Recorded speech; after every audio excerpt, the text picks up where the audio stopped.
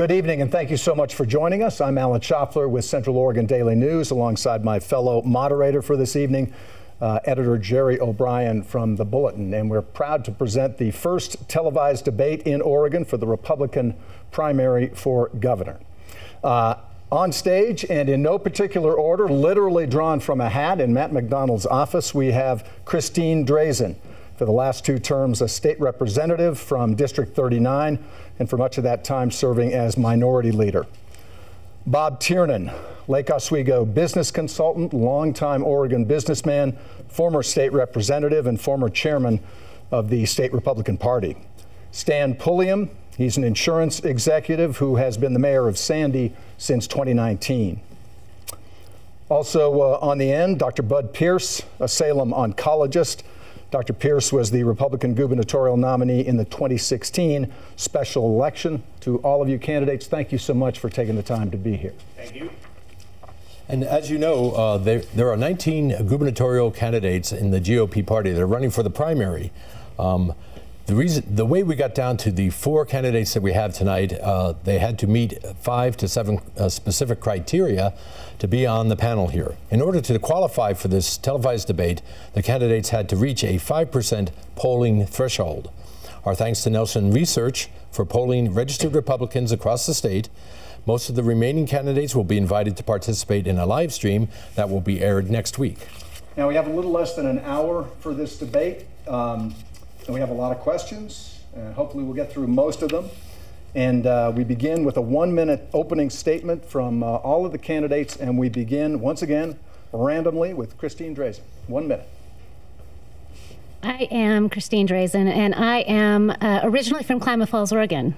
I'm a small-town girl, and when the mills shut down and left my family behind, they knew then what we know now, that we elect folks to lead and make things better. But here in Oregon recently, people have made it worse. We know that our current leadership, Tina Kotek and Kate Brown, have hurt Oregon. But instead of sitting on the sidelines, I made the decision to jump in and get involved, to serve my community as a state representative. You know, 9 months after that, I was elected Republican leader. That did put me in the middle of the fire, in the mix, in the trenches, to fight against single-party control in Salem. I stood up against the special interests, and I led the walkout on cap and trade. I'm running for governor to make a difference. I'm running for governor to lead Oregon in a new direction. And I am asking for Oregonians' vote.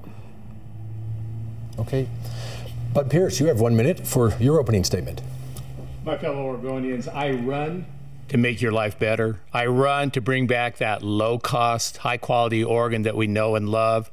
I run to make the streets safe once again for you and your family, your property. And I run to get the homeless off the streets once and for all. Always remember, I'm a Marine.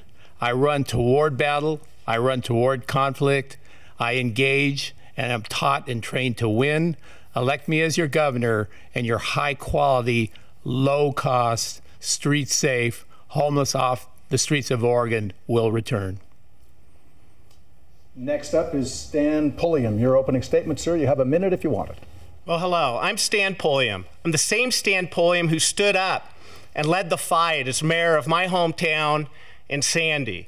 This movement that started one afternoon in a small diner, you know, has led to what we believe is going to lead us all the way to the governor's office. You see, that afternoon, it hit home.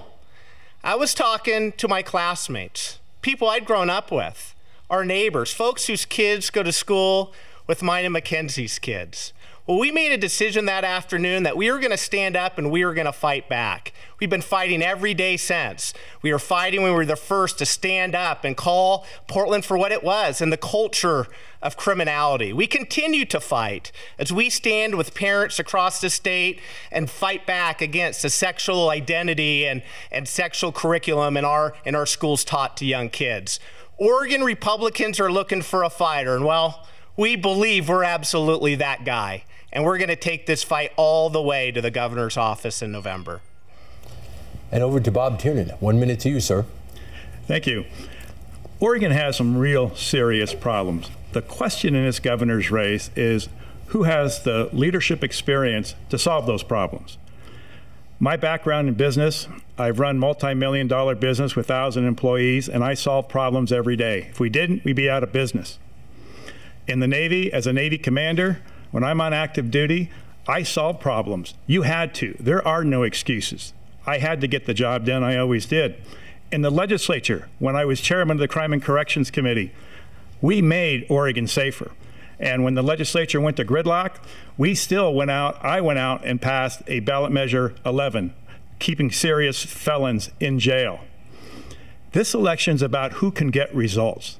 My business, my Navy, my leadership in business, and my legislative history of solving problems is what we need.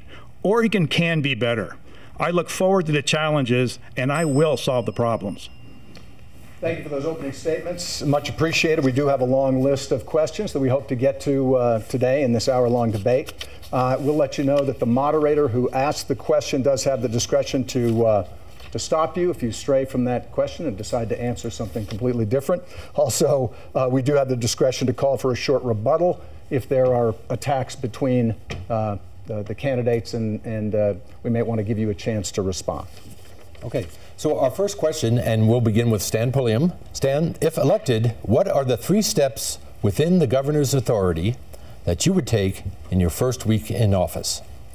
Well, right off the bat, we would begin where our movement really began, which is defending these local small business owners that are truly the heartbeat of our communities. We would return any fines, that have been levied and collected from these small business owners. We'd also look to wipe clean any that have been, imposed but not quite collected yet. Additionally, we would look to ban, critical race theory from being allowed to be taught, into our public schools, along with a lot of this, sex education, gender identity education that's happening, as young as kindergarten. We would look to take immediate steps and take action on these important issues that are facing Oregonians, along with looking to put the National Guard back onto the front lines to help with all the culture of criminality and destruction that we see happening in the city of Portland and Eugene and across the state on an almost daily basis. Okay, thank you. Bob Tiernan, you are up next, and let me repeat the question. If elected, what 3 steps within the governor's authority that you would take during your first week in office? I would start tackling the state's most serious problems from the very beginning, and that is the crime and the lawlessness that's going on in many parts of Oregon. That means people committing crimes, not being arrested. That means beefing up the state police. That means focusing on our criminal justice system and keeping our neighborhoods safer. The second thing was tackling the homeless. I would immediately set up homeless as a statewide issue. We can't just solve it in one area because it's like whack-a-mole. It'll show up someplace else. That's going to take some planning, but it's going to be a short-term solution to get the homeless off the street now and a longer-term solution. Lastly, I would replace all the agency heads. We need to have a fresh start in Salem, and that means the agency heads, unfortunately, most of them have to go. So I would look at who's my team, set my direction, and set my 3 top priorities, and let's get going. Okay, thank you, Bob Tiernan. Bud Pierce, same question to you. Sure. I declare a public housing crisis and begin to move rapidly on having the suffering homeless off the streets and into shelters that can transform lives. Declare a substance use disorder crisis so that we can start coordinating the efforts necessary within government to deal with addictions and the suffering of people in those addictions. And finally, calling a meeting of the leadership of the greater Portland metro area to begin the discussion and to find the agreed upon solutions to our public safety crisis. And that will ensure that people are safe and property is protected. Okay, thank you. Christine Drazen, your first week in office, your plans. Yeah, we need a real reset here in Oregon. And that's got to begin by calling for the resignations of all of our agency heads. That really is a critical job. I mean, we have to have the right people in the right roles to be able to help turn Oregon around.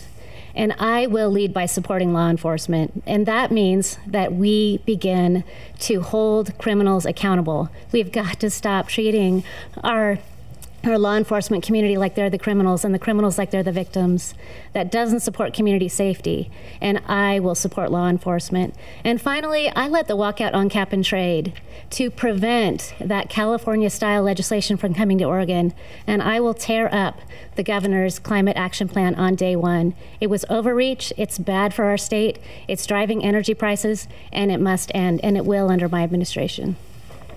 Thank you. Okay, question number 2, a hot topic in any election system, or a season rather. Let's talk gun control.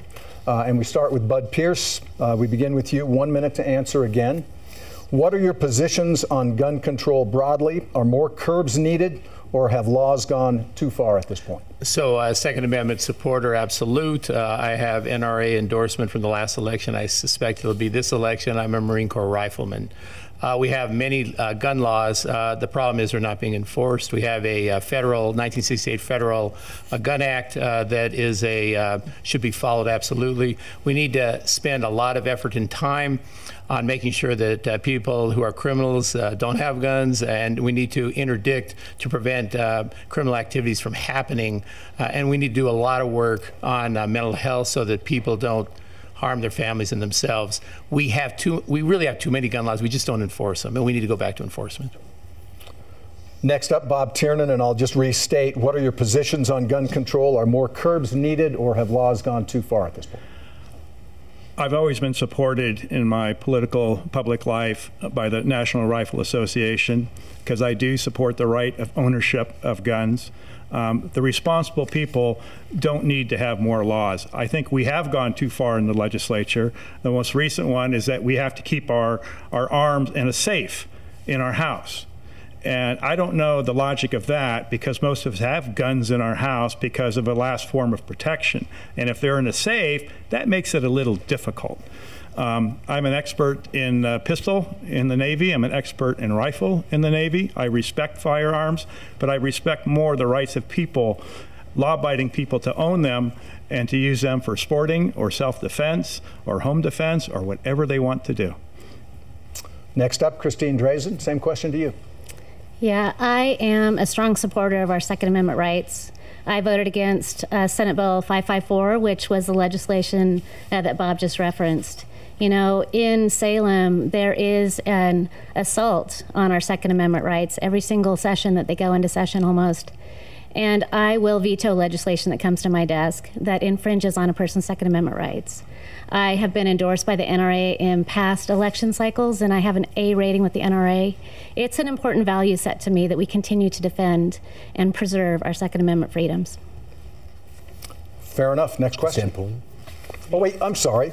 I keep on skipping people. Let's Stan Pulliam, same question. You want that restated, or do you have the essence of the question? Yeah, okay. You know, the Second Amendment says shall not infringe for a reason. And I can't believe that it's the same folks that want to take yours and my Second Amendment rights to defend our own families are the same ones who want to defund the police. Now, I do have to address something that was said, and unfortunately, with Christine Drazen talking about the Second Amendment, she talks the talk, but she continually doesn't walk the walk, and you think about the legislation that was in Salem, there was a refusal to walk out. This is on the heels of hearing continually that we led the walkout on cap and trade. Well, we certainly didn't walk when the senators were walking the first time it was proposed. We stayed back in the House. In fact, the second time, those senators, they walked again, and Christine didn't walk until a day after. So if we're going to say we're leading, let's make sure we're leading from the front, not just from the behind.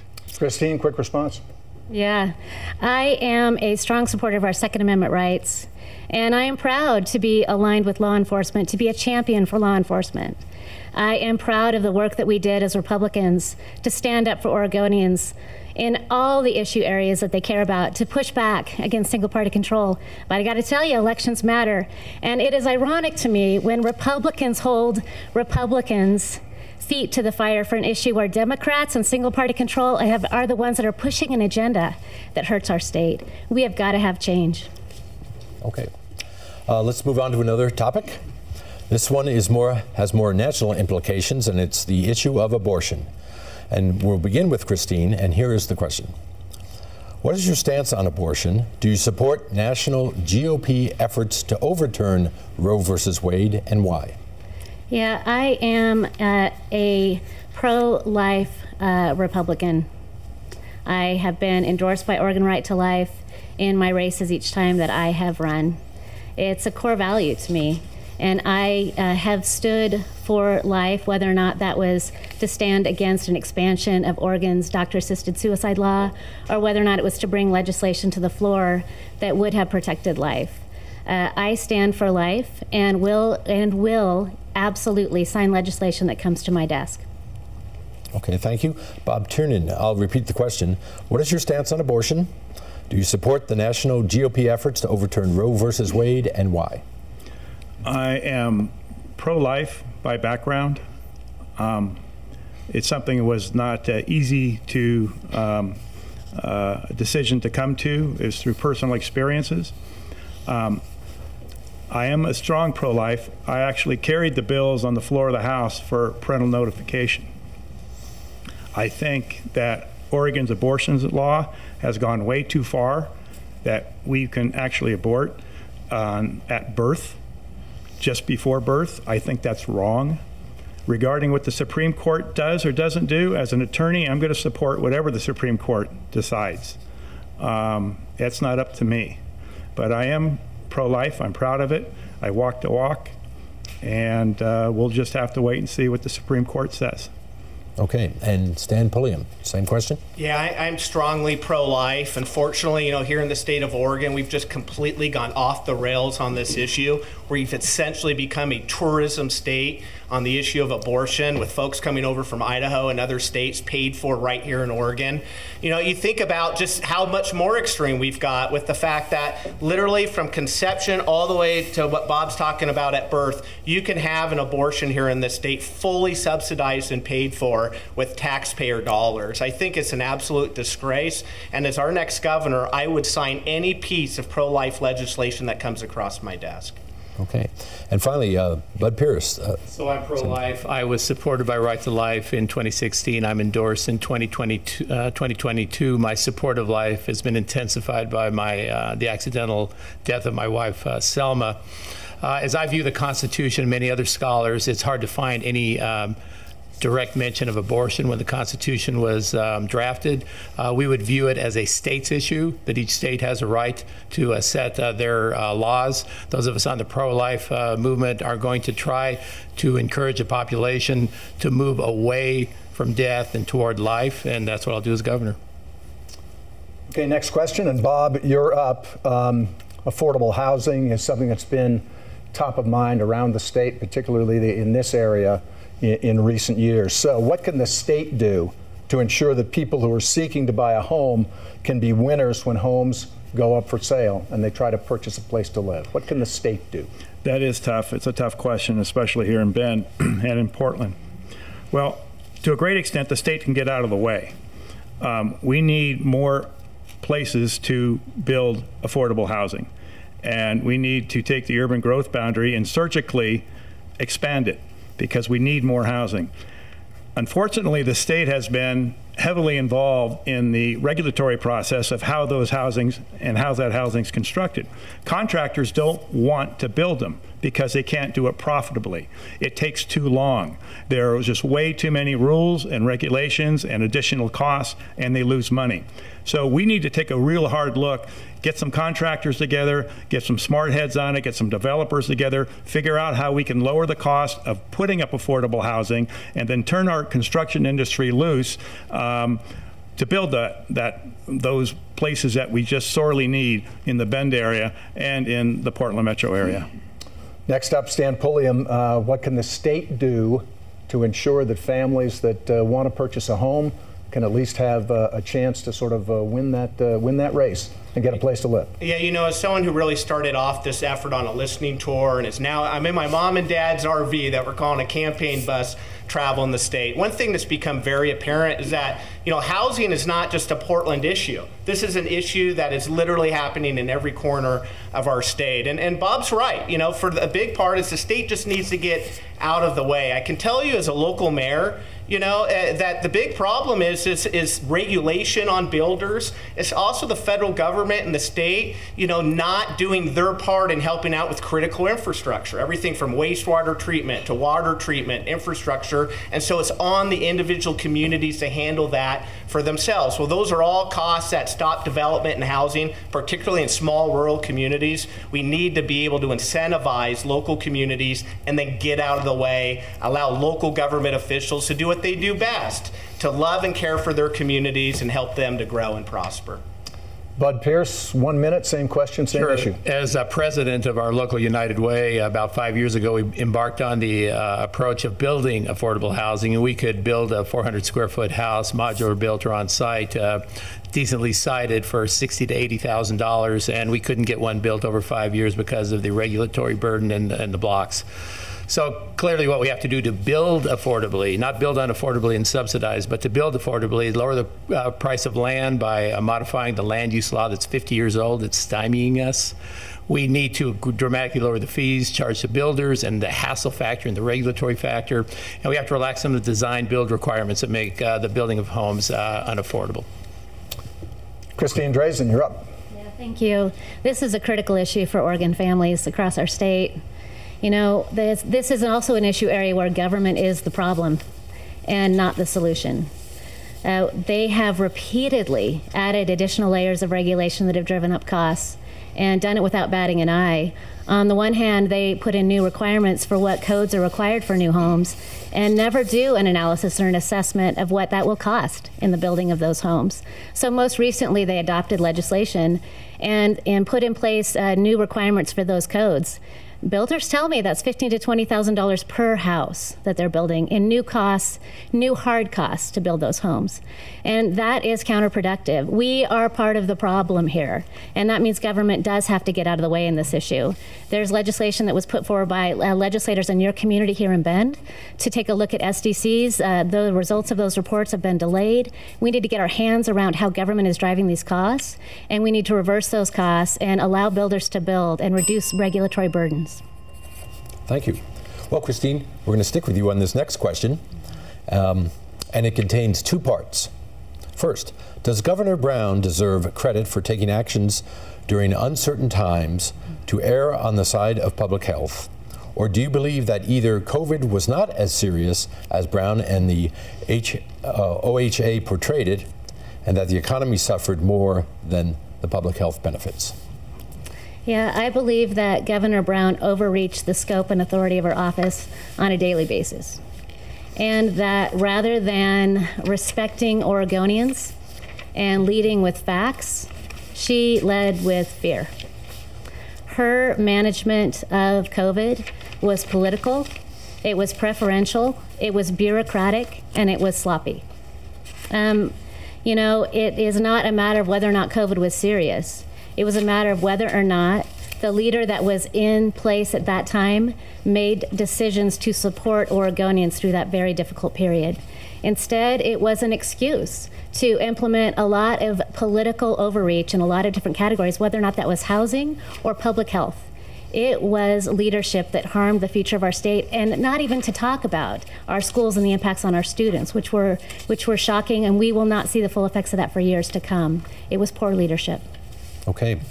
And over to you, Bud Pierce. Does Governor Brown deserve credit for her handling of the COVID-19 pandemic, or was it not as serious and forced too much economic suffering? I believe that Governor Brown governed out of fear, lack of knowledge, lack of certainty, lack of scientific understanding, that we would have gotten to the same place with a lot more decision making in the trenches of life where hard decisions have to be made. In some environments, very little protections need to be employed. In nursing homes, people over the age of 85 or in medical oncology practices such as mine, strict measures to be employed and decided upon by the people who are working there, living there, because they'll make the right decision most of the time.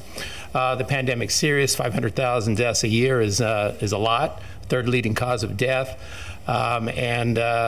As a governor, I'm very interested in our lack of capacity to deal with sick people, how we filled up all our hospital capacity with 1,200 people in the hospital, and we have lots of work to do, just tremendous work to do to ensure that when the next pandemic comes that we're better prepared. Okay. Bob Tiernan, same question. Governor Brown blew it. Her management style of fire, ready, aim doesn't work well. There's about 7 or 8 Oregons out here in our entire state.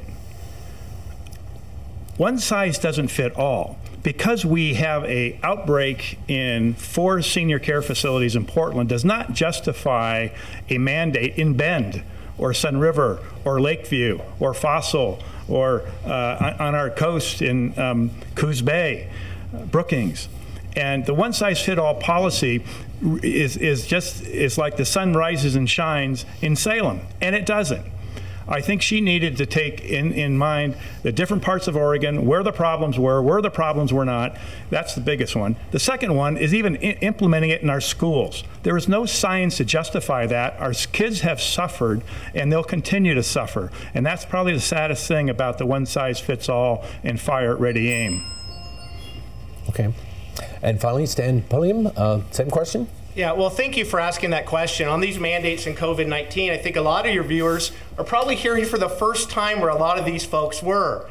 You guys know where Mayor Stan was. I was solidly in the fight.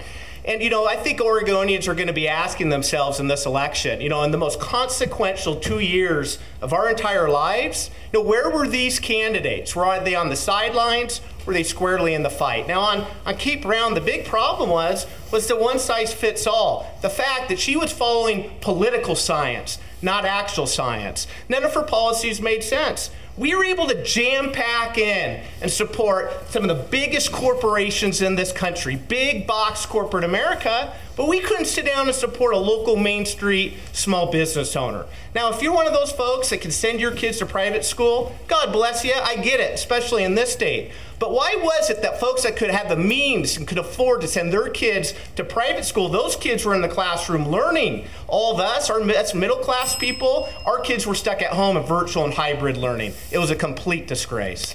Thank you. All right, next question, and we begin with Bob Tiernan. It's been, I think, 35 years since Vic Atiyeh sat in the governor's office, the last Republican to hold that position. Can a Republican win the governor's seat in Oregon?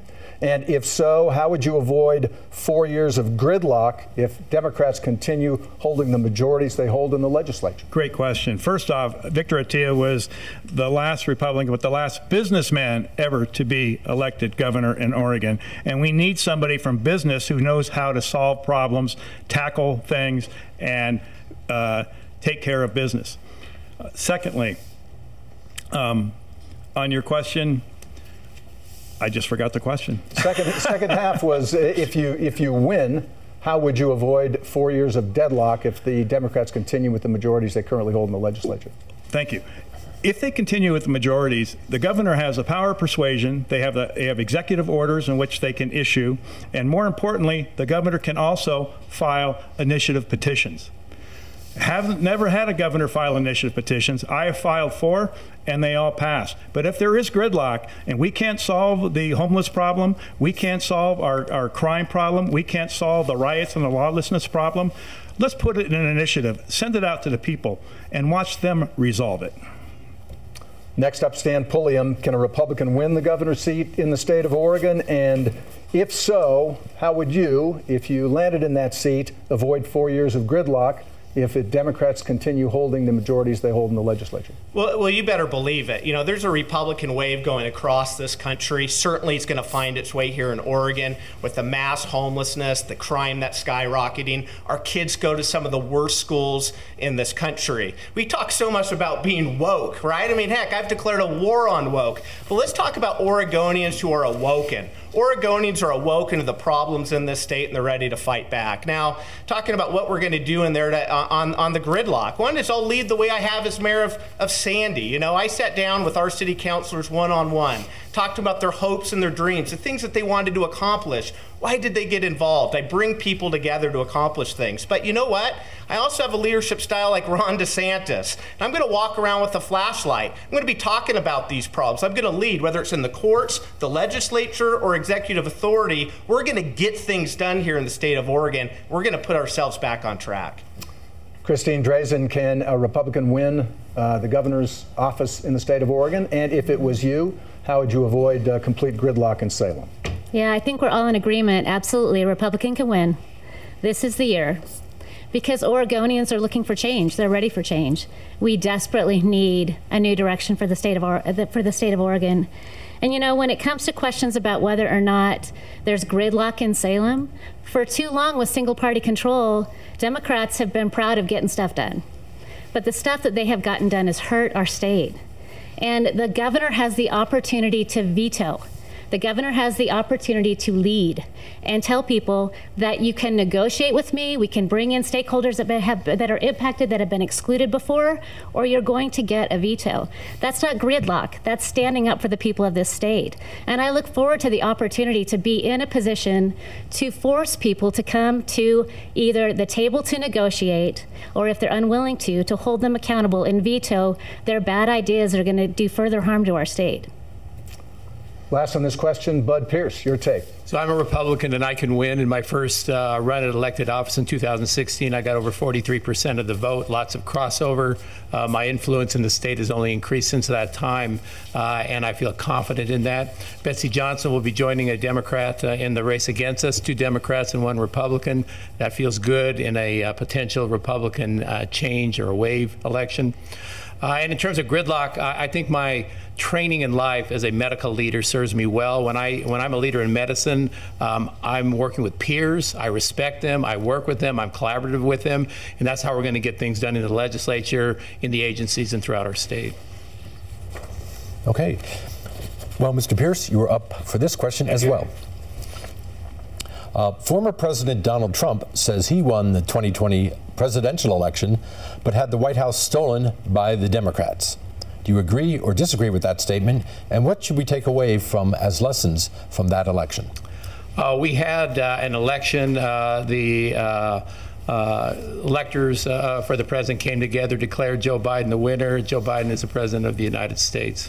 I think what we're finding is that people don't have trust in our election system, integrity in the system. Oregon, for instance, has vote by mail. That's a system you have to regulate more. You have to oversee more. You have to make sure it's completely honest. And it's not good enough to say to the citizens, we've looked at it and it's fair. You're going to have to show them data. You're going to show them audits. You're going to have to show them that that is verifiable and true. I believe that President Carter once commented about vote by mail that you have to oversee it more carefully, and I believe that. Okay. Christine Drazen, same question. Was the last presidential election stolen? And what are the lessons that we've learned since then? Yeah, the last presidential election was one that tested our nation. And here in Oregon, we know, because as House Republican leader, we had some close races in this last cycle. And I chased ballots in those close races. And so we verified that there was absolutely voter fraud within the state of Oregon. But the good news for us is in those races, those ballots were not counted. They were caught. And that takes vigilance. And we have got to ensure Oregonians that their concerns about elections, particularly in the state of Oregon, that we fully investigate and fully prosecute any fraud in our state. People need to have confidence in our elections. This is what our nation is founded on, a confidence in our elections. And when it comes to this issue, Joe Biden is our president today. And in Oregon, he absolutely won Oregon by 15 points. I have confidence in Oregon. We have got to continue to improve vote by mail and make sure that there's election integrity. I had legislation each year to ban ballot harvesting. We must do more to protect our elections. Okay. Stan Pulliam, same question. You hear those answers? You hear them, Republicans? Those aren't the answers we get when we're in rooms full of Republicans, is it? These are the answers we get when we're in the lion's den, here with the left-wing media. I'm the only conservative candidate, especially on this stage, that's willing to say the truth. The 2020 election was fraudulent, completely fraudulent. When you consider the fact all these states at the last minute was going vote by mail, the fact that the courts in Pennsylvania have said that they were unconstitutional in Pennsylvania because they sidestepped the constitutional requirement for in-person voting. Think about the Hunter Biden scandal, the fact that big tech, the Facebooks and the Twitters of the world wouldn't let that in our news feeds, but all of a sudden, the New York Times, CNN, MSNBC, they now say say it was true. I'm the only candidate in this race who's willing to say the truth. The fact that the 2020 election was fraudulent. I'm conservative when I'm in your living rooms. I'm conservative when I'm in our lecture halls. I'm conservative when I'm talking to the left-wing media. Okay. Bob Tiernan, same question? Wow. I've never changed my answer, Stan. Yeah, I haven't either. I am certain From last week? Okay. from the rest of my life and my past life, Stan. I don't play Name That Tune. Okay. And I don't play Up to the Press either. Let's see the answer. When do I get to start? 1 minute starting One now. minute starting now. Thank you. Let Mr. Tiernan respond to the question, please. I have no doubt that there was bureaucratic bumbling. I have no doubt that dead people voted. I have no doubt that there was fraud. I have no doubt that those things happened across the country. There's 3,200 counties in our country, and they all run their the ballots locally. It's not possible to have an election without having that taking place. The question is, was it enough to where we had a president elected that shouldn't have been? I don't think so. I think President Biden was elected. Do I think there was fraud, craziness going on in Pennsylvania? Absolutely. Do I think there was any going on in Georgia? No. They had a Republican Secretary of State. They had some bulletproof systems there. I know people there. I'm satisfied he lost in Georgia, and if he didn't get Georgia, Trump lost. So yes, we have a legitimate president. And let's all remember the Bush versus Gore, right? The hanging Chad, 300 votes. We have to respect our elections. Otherwise, we're going to be a country of nothing. Okay, next we go to Stan Pulliam. Question relates to government reforms and those lawmaker walkouts that we've seen in recent legislative sessions. Would you sign legislation, if passed by the legislature, that would strip lawmakers of their seats if they take part in organized walkouts to deny a quorum the ability to meet? Why or why not? Yeah, absolutely not. Just real quick on that last answer, though, to be clear, Biden, Biden, Biden. All of them said Biden won.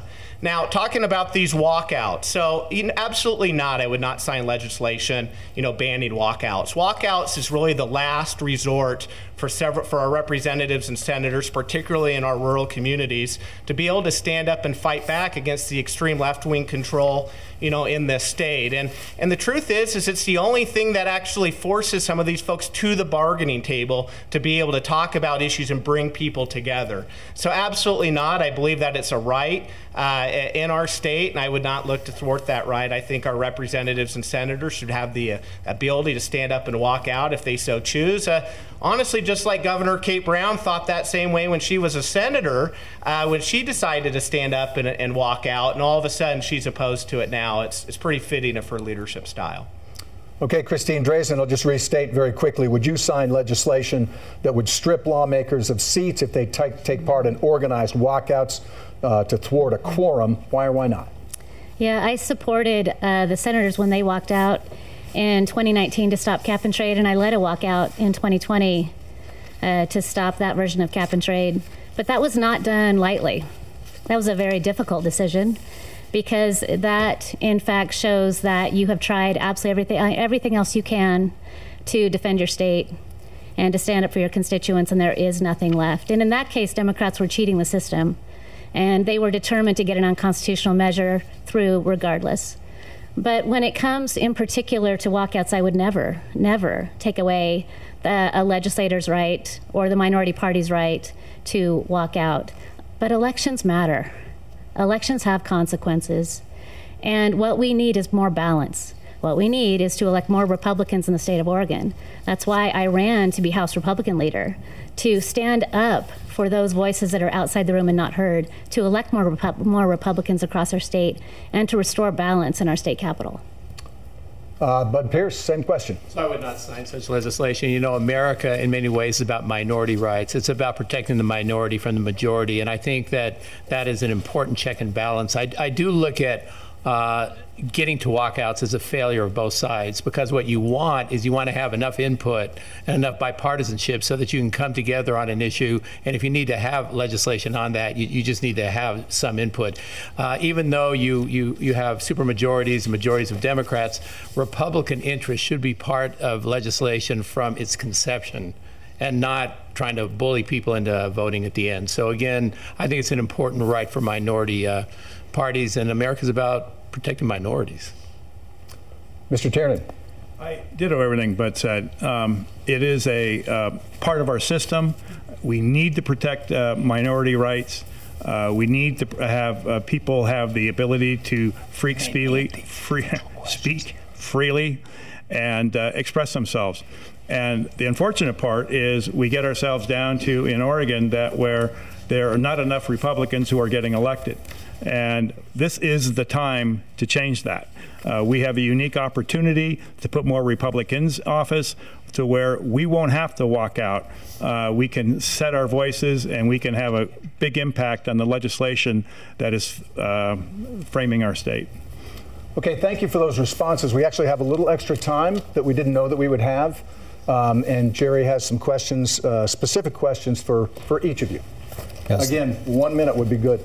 These are individual questions focused on each of you. So, and we'll start with Mr. Pulliam. Ramping up a response to crime. You said in recent interviews that you would triple the size of the Oregon State Police and use National Guard under the governor's command to stop riots and clean up our streets, quote unquote. And you said you would take a page out of President Trump's playbook to deputize local law enforcement as U.S. Marshals. Sure sounds like me.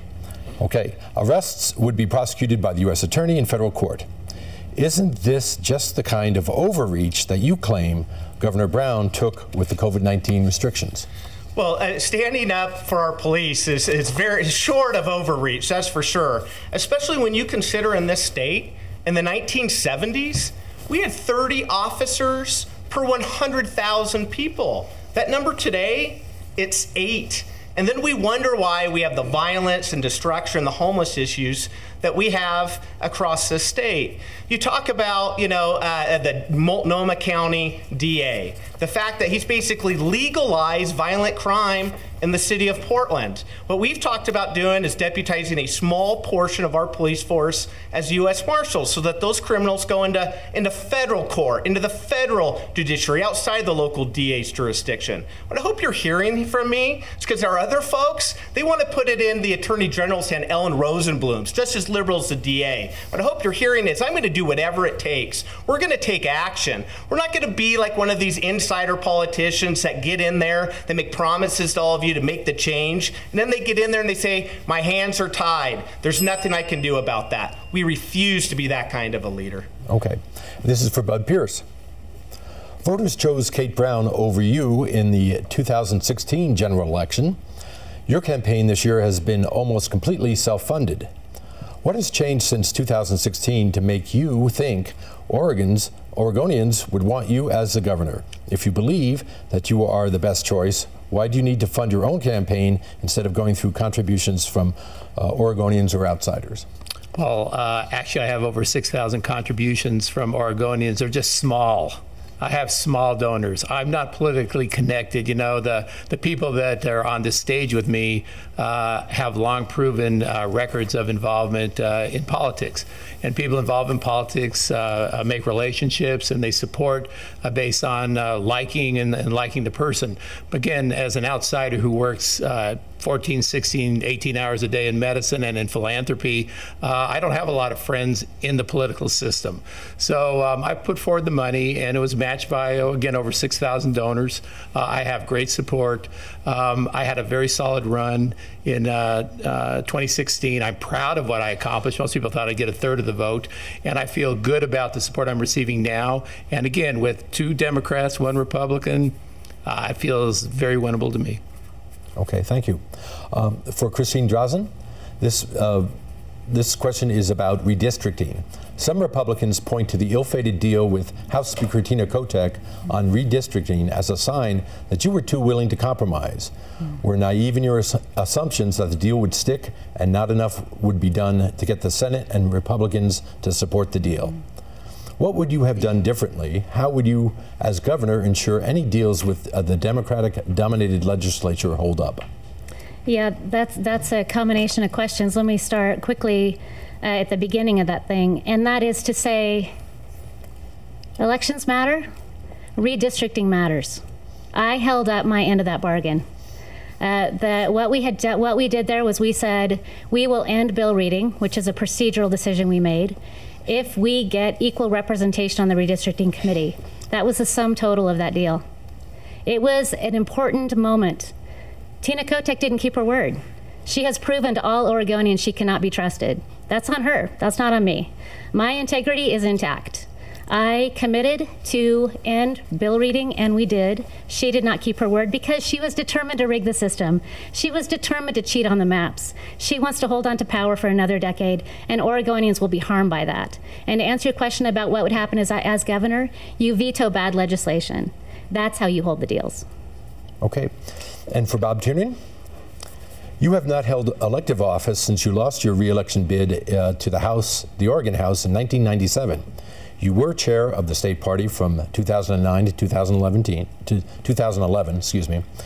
You registered and voted in California in 2014, though you subsequently re-registered to vote in Oregon. Most of your political career in Oregon occurred 10 to 30 years ago. You officially left the state with your California registration. So, why are you back so much later seeking to be governor? Well, first off, I never left the state. I look after my parents who live down the street from me where I owned a home. And in that home, I voted in a homeowner's election. That's the election I voted in. I've never left the state. I've been here in Oregon. It's been my home for over 50 years. Yes, it's been a while since I was in the legislature, but in that time, I ran 3 large businesses, president of Grocery Outlet, president of Food Source. We solved problems. We took care of business. I learned a lot in that period of time. I finished out my career in the Navy as a commander, where again, we solved problems and we took care of business.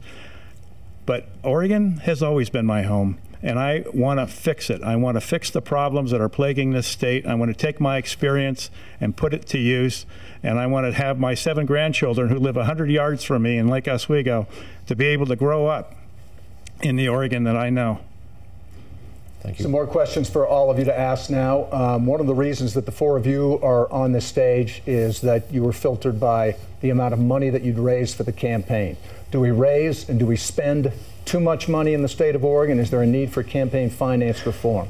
Let's just go down the road. Bud Pierce. So I really believe that in many ways we don't spend enough. You look at what corporations and people who are selling you things spend, it's way more. And it's so interesting to me to go out and to meet with people. They don't even know there's an election coming up, let alone who the candidates are. So actually, I think we underfund. I know that's not the popular view. I think what people are worried about is where the money comes from, and are people buying influence? And I think that's really the challenge of what we face. I haven't seen a campaign finance proposal that I could support, I'll be honest with you. And there is something about free speech and allowing candidates to rise up without a system in place of selection. And I'm afraid that most of the systems that would involve campaign finance reform will take the selection to a structured system of choosing the candidates. So I haven't seen a better system. The problem is influence. I don't think the problem is money. I don't think people know enough about us or about the elections. Stan Pulliam. Yeah, I think I'm kind of a unique person to be able to answer this question because, you know, I'm a small town mayor, middle class guy. My wife Mackenzie and I, we live in a middle class home in suburban Oregon. And yet we've been able to raise from thousands of Oregonians over $1 million, average contribution of about $300.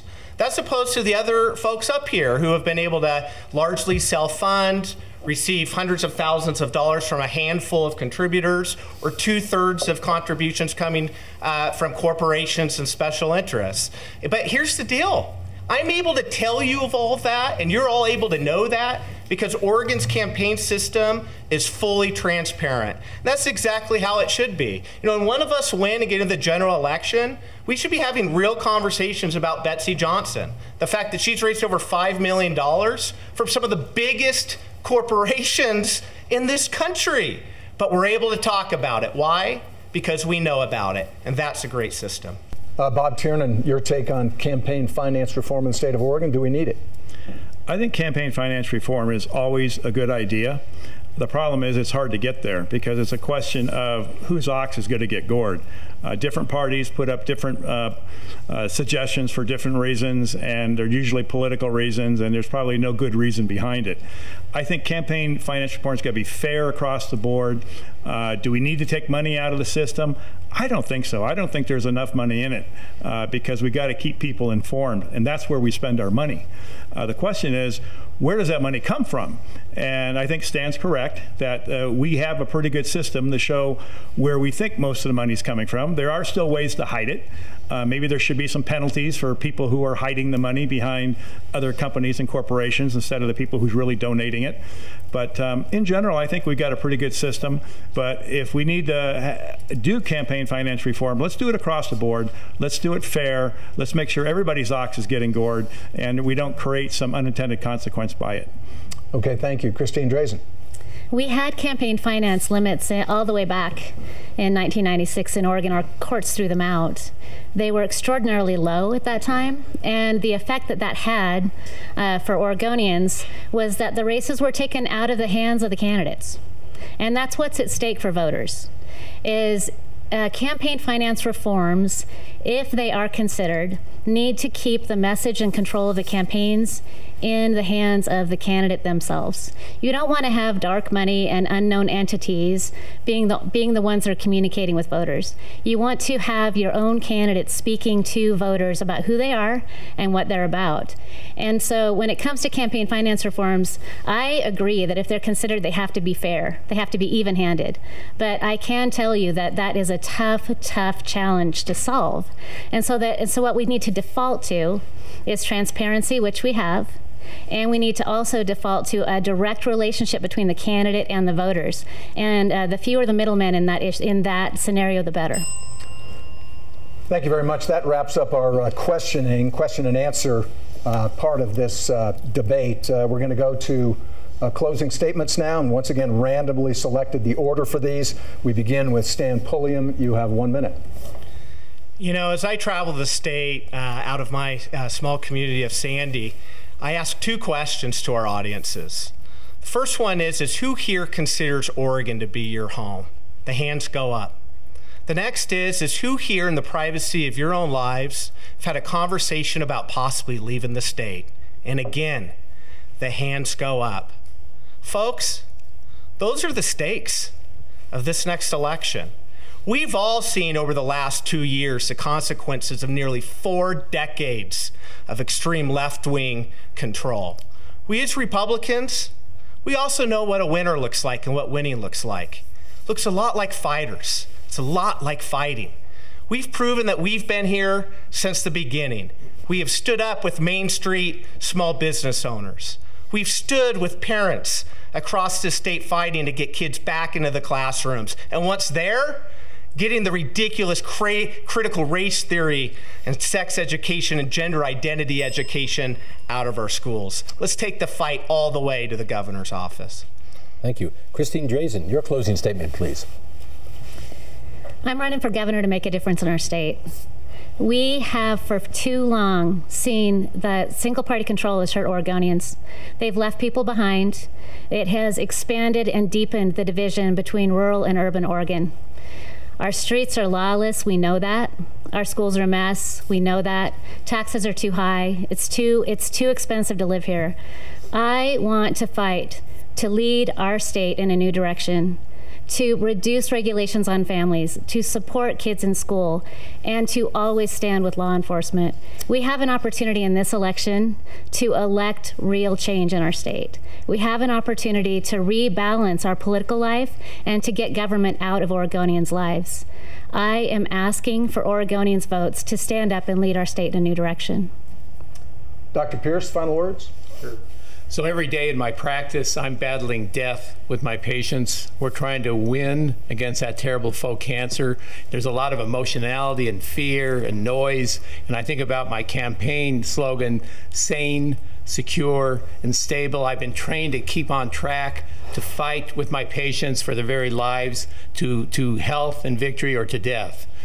And as governor of Oregon, you're going to be faced with some of the same emotionality and fear and high energy environment. It's very important for a governor to have been trained to stay on track, to make sure that Oregon becomes lower cost so you have a better life, that Oregon is safe with much better safety, and that we get the suffering homeless off our streets. If you elect me as governor, I'll get the job done for you. Thank you very much. All right, we finished tonight with Bob Tiernan. Bob? Thank you, and thank you for your patience. This election is about who has the experience to do the job of governor, who has the history, who has done it before, who has solved problems, who knows how to solve problems. The problems we're facing in Oregon are serious. The homeless has to be resolved now. We have to get them off the street in temporary shelters immediately, and we need a long-term plan. The lawlessness that we see in many of our communities has to be stopped. We need to hire more police officers. We need to take aggressive actions. And in our schools, we need more school choice. We need to take care of our children. We need to empower our parents and empower our kids, and we need to do what's best for them. That takes leadership. That takes people who know how to get things done. That's what I've done my entire life in the Navy. That's what I did my entire life in business, and that's what I did in the legislature. Solve problems, and I look forward to the challenge. Vote Bob Tiernan. That's it, folks. On behalf of the Bulletin and all of us at Central Oregon Daily News, thank you so much for taking the time to do this, sharing your thoughts with voters around the state. Thank you, viewers, for watching. We really appreciate it. Also, later this evening, you'll be able to find and share a version of this debate, full version of this debate, no commercials, on centraloregondaily.com. Please share it around. And also, stay tuned. We're coordinating a debate among leading Democrats in the coming weeks. Thank you so much for watching, and don't forget to vote.